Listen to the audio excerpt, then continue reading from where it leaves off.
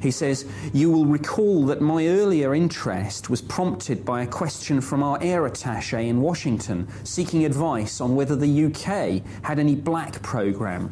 So clearly, while we were asking the Americans if they had a secret aircraft that could explain the UFO sightings, the American authorities had been investigating sightings of their own and asking if the British had something that might explain what was seen."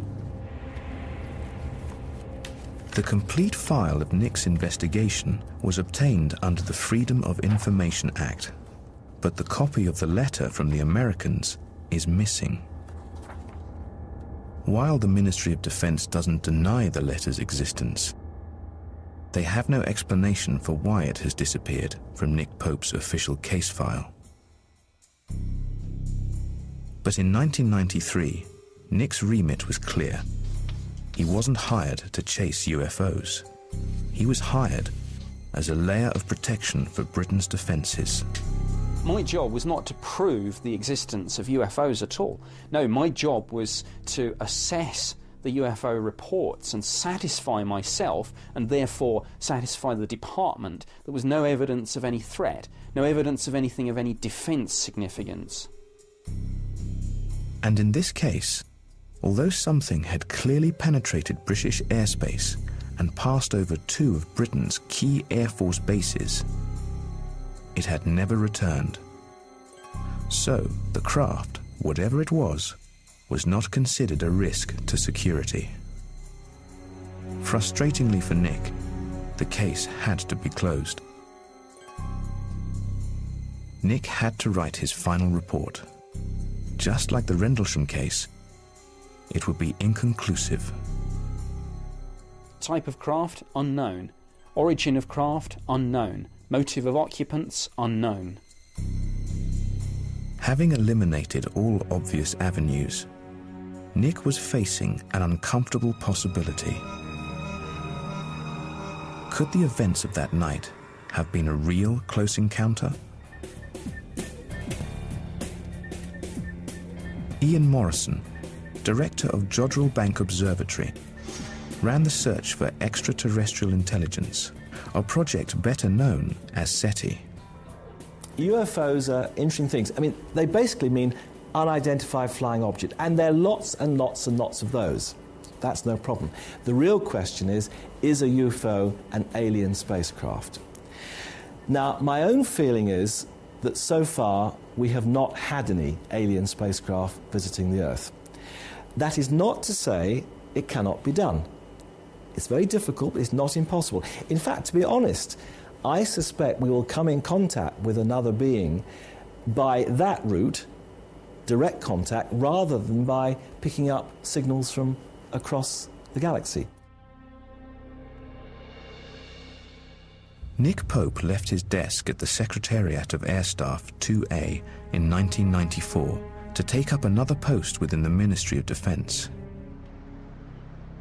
He had done his job to evaluate and assess events of any defence significance. But he had failed to find the rational explanation he had hoped for. This case had really got under his skin. I conducted this investigation with a completely open mind. I wanted to solve the case, just as I wanted to solve all UFO sightings that I investigated. But at the end of the day, I was forced to say that none of the usual explanations added up. This was some sort of exotic craft of unknown origin. I didn't know what it was.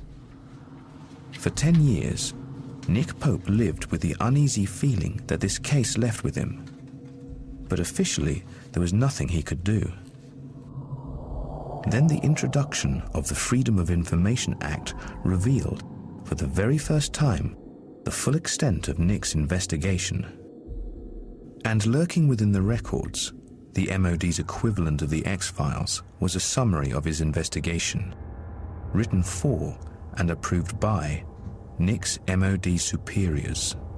There's a statement here which is, I think, quite unprecedented in the MOD's X-Files, and it says, in summary, there would seem to be some evidence on this occasion that an unidentified object or objects of unknown origin was operating over the UK.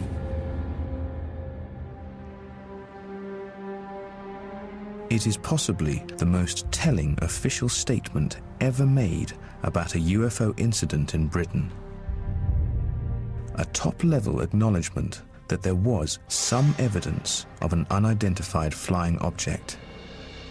These were Nick's bosses, senior-level MOD personnel, putting their signature to the fact that this was a genuine UFO.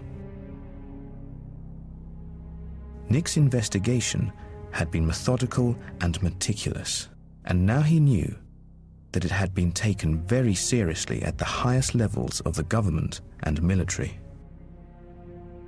The quality of the witnesses and the evidence he gathered did more than just convince his superiors. It convinced him. He'd turned from skeptic to believer. Could it have been extraterrestrial? When we look at the speeds and manoeuvres of this craft, which go way beyond anything we have, I think there's some intriguing evidence to point towards that. This was not a misidentification of any conventional object or phenomena. It wasn't some secret prototype craft. It was a genuine UFO, a real unknown. Could it have been extraterrestrial? Yes, it could. Whatever was in the British skies on the night of March the 30th, 1993, wasn't just unidentifiable. It was undeniable.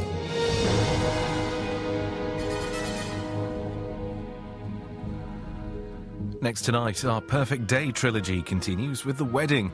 There's more on that in just a moment.